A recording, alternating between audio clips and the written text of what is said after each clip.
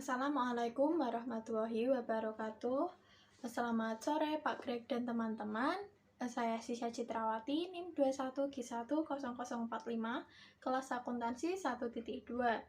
Sebelum saya memulai untuk membuat video reaction, saya akan berdoa terlebih dahulu sesuai dengan keyakinan saya. Berdoa, saya mulai.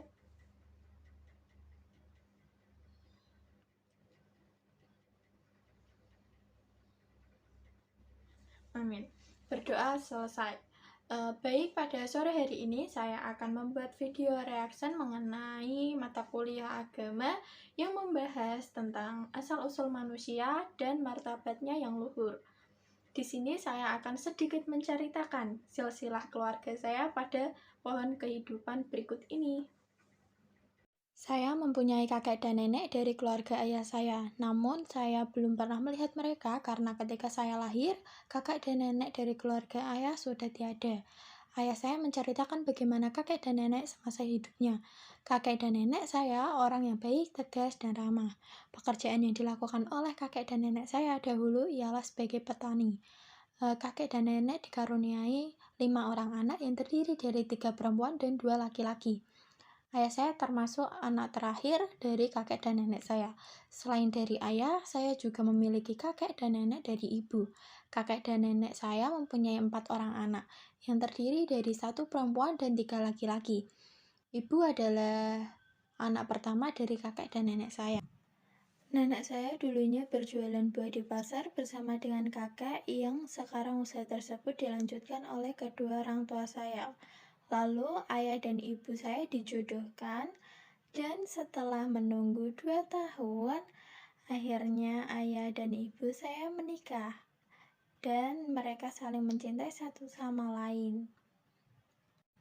Tak lama kemudian, mereka dikaruniai 1 orang anak, yaitu kakak perempuan saya. Setelah kakak perempuan saya tumbuh beranjak dewasa, 8 tahun kemudian, saya terlahir untuk melengkapi keluarga ini. Sewaktu saya terlahir ke dunia ini, keluarga saya sangat senang dan membawa berkah untuk semua orang.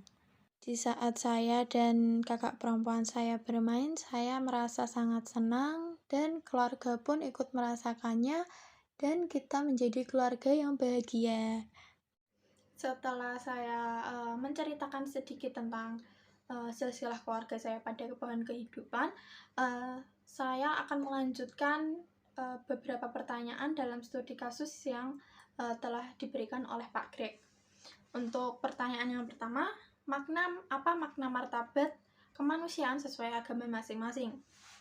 Dikarenakan agama saya adalah agama Islam, maka makna martabat kemanusiaan menurut Islam yakni martabat dan derajat manusia dibanding makhluk lainnya ialah yang paling tinggi, karena dibekali oleh akal untuk berpikir, hati untuk merasakan, serta nafsu atau keinginan sebagai pendorong. Bahkan manusia diberi kemampuan untuk berbicara sesuai bahasa masing-masing. Tinggi dan rendahnya martabat dan derajat manusia tergantung masing-masing mereka dalam menggunakan akal, hati, atau perasaan, serta nafsunya untuk hal-hal yang baik ataupun buruk. Dengan memiliki kelebihan sebagai makhluk paling sempurna, maka manusia dijadikan khalifah di bumi atau mengelola dan memelihara alam. Untuk pertanyaan berikutnya, kita memberikan opini terkait dengan kasus yang telah diberikan oleh Pak Greg. Untuk pertanyaannya, bantuan apa yang diberikan kepada kedua insan mahasiswa-mahasiswi yang kebingungan, takut, khawatir terhadap kejadian ini? Bantuan yang dapat saya berikan yaitu dengan menyemangati, menguatkan, dan memotivasi kedua insan tersebut agar tidak terpuruk dan tetap menjalani kehidupan yang sudah ditakdirkan kepada mereka.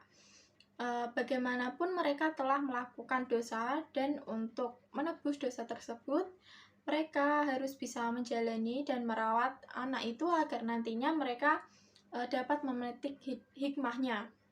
Selain itu, mencoba untuk membujuk mereka agar dapat menjalani hidup dengan baik tanpa memikirkan omongan-omongan orang di sekitar, dan meyakinkan kepada kedua insan tersebut bahwa di balik semua musibah pasti ada hikmah yang terselip di dalamnya. Pertanyaan berikutnya yaitu, bagaimana pendapatmu dengan kejadian yang dialami oleh mahasiswa dan mahasiswi ini yang berhubungan dengan menjelaskan martabat manusia dan alasan mengapa manusia dipanggil Tuhan untuk memelihara dan melestarikan ciptaannya. Pendapat saya mengenai kasus yang menimpa mahasiswa dan mahasiswi tersebut dikarenakan agama dan iman yang tidak kuat dan kokoh. Mereka adalah dua orang manusia yang dibekali akal untuk berpikir sebelum melakukan apapun. Hati dan nafsu, di mana ketiganya itu tidak ada yang lebih dominan dan harus selaras. Akal, hati, dan nafsu terdiri dari dua bagian, yaitu baik dan buruk. Ketika keselarasan terjadi dan menuju ke arah yang baik, maka hal yang baik akan menghampiri kita. Namun ketika salah satu yang dominan di antara ketiganya, maka hal buruk akan menimpa kita.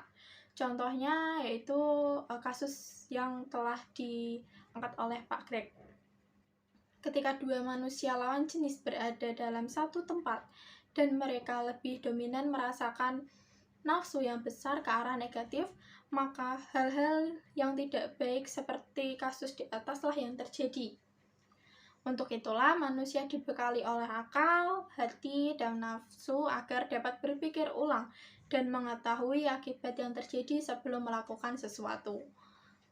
Manusia dipanggil oleh Tuhannya untuk memelihara dan melestarikan ciptaannya. Dalam hal ini, memelihara berarti manusia diajak untuk menjalin hubungan yang baik dengan seluruh makhluk hidup ciptaan Tuhan. Melestarikan berarti ketika kedua insan menjalani ikatan pernikahan, maka kedua insan tersebut akan memperoleh keturunan yang nantinya akan berguna untuk kedua orang tuanya dan orang-orang yang ada di sekitarnya. Baik, mungkin saja itu yang bisa saya sampaikan kepada Pak Greg. Sebelum saya mengakhiri video reaction ini, saya akan berdoa terlebih dahulu sesuai dengan keyakinan saya. Berdoa, saya mulai.